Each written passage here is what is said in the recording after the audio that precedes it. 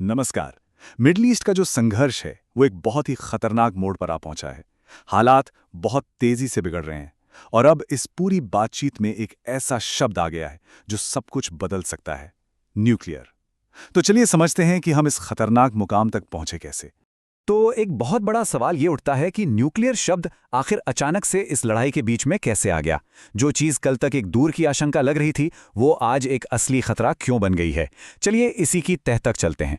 देखिए, इसकी शुरुआत हुई इजराइल के न्यूक्लियर प्रोग्राम के दिल यानी डिमोना के पास हुए एक हमले से। अब निशाना सीधा न्यूक्लियर फैसिलिटी पर तो नहीं था, पर पास के शहर पे था। लेकिन इसका जो मैसेज था वो बिल्कुल साफ था। असल में ये हमला कोई अचानक हुई घटना नहीं थी।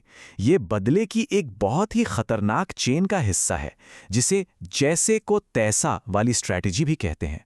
आइए इस पूरे साइकिल को समझते हैं। यहाँ पर एक्शन रिएक्शन एकदम सीधा है। अमेरिका और इजराइल ने ईरान की नतांज न्यूक्लियर साइट पर हमला किया, तो जवाब में ईरान ने इजराइल की डिमोना न्यूक्लियर फैसिलिटी के पास हमला कर दिया। ईरान का संदेश बिल्कुल क्रिस्टल क्लियर था, अगर हमारे न्यूक्लियर ठिकानों को छुआ तो तुम्हारे भी सुरक्षित नहीं रहेंगे। तो ईरान के इस एक हमले ने आखिर क्या साबित कर दिया?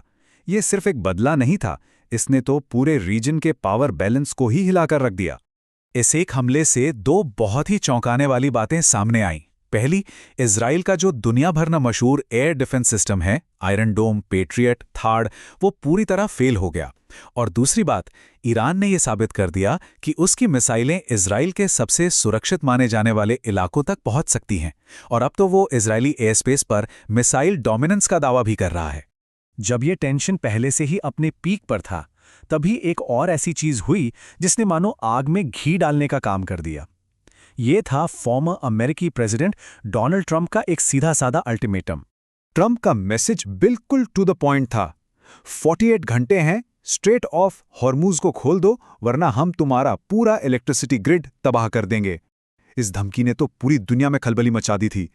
तो इस सीधी धमकी के सामने ईरान ने क्या किया होगा? क्या वो पीछे हट गया?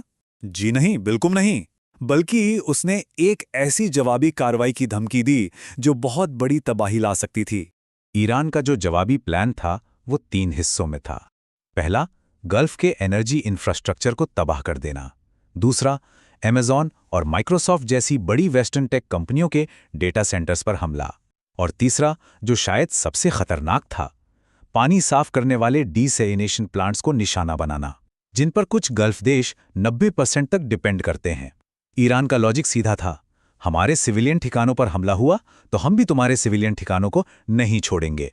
तो अब जब इजराइल के पारंपरिक डिफेंस पर ही सवाल उठने लगे हैं, तो हमें उसके आखिरी और सबसे खतरनाक ऑप्शन पर बात करनी होगी। तो सवाल यह है कि अगर इजराइल का एयर डिफेंस अब भरोसे के लायक नहीं रहा, तो फिर अपने वजूद को बचाने के लिए उसके पास आखिरी रास्ता क्या बचता है? और यहीं पर सैम्पल ऑप्शन की बात सामने आती है। ये इजराइल की एक अनऑफिशियल न्यूक्लियर पॉलिसी है। इसका सीधा मतलब है कि अगर देश के अस्तित्व पर ही खतरा आ गया, तो बिल्कुल आखिरी रास्ते के तौर पर वो बहुत बड़े पैमाने पर न्यूक्लियर हमला कर सकता है। ये उसकी डिफेंस का आखिरी और सबसे बड़ा दाव है। इन सारी घटनाओं ने इस लड़ाई के जो नियम थे उन्हें पूरी तरह से बदल दिया है। अब हम सब एक नई और कहीं ज्यादा खतरनाक हकीकत का सामना कर रहे हैं। पहले की हकीकत और आज की हकीकत में जमीन आसमान का फर्क है। जहां पहले ये माना जाता था कि इजराइल का एयर डिफेंस अभेद्य है, आज वो एक मिथक बन चुका है। जहां पहले ईरान एक डिफेंसिव गेम खेलता था, आज उसकी स्ट्रैटेजी आक्रामक हो चुकी है। और जिस लड़ाई की पहले कुछ अनकही सीमाएं थी, वो अब खतरनाक हद तक अप्रत्याशित यानी अनप्रिडिक्टेबल हो चुकी है।